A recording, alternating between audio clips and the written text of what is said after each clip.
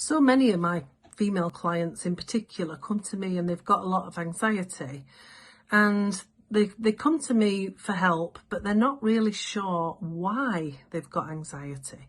So they know they've got this anxiety, but they're not sure why. They can't seem to find a reason.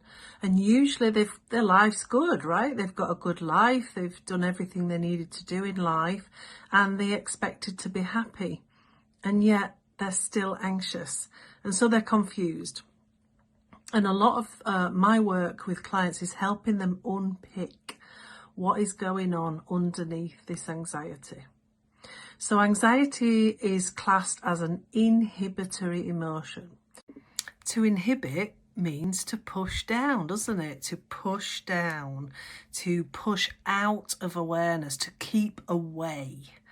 Right, so an inhibitory emotion, which is anxiety. There are other ones as well that I'll talk about another time, but it's purpose, that's why it's there.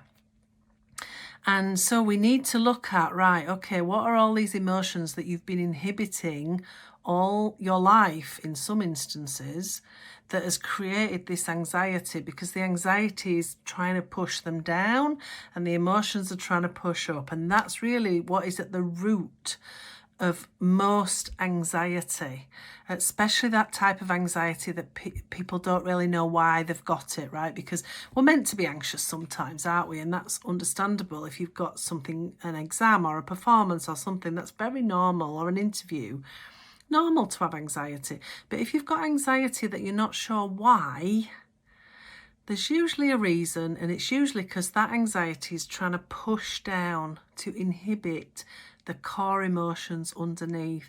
And we need to look at what are those core emotions.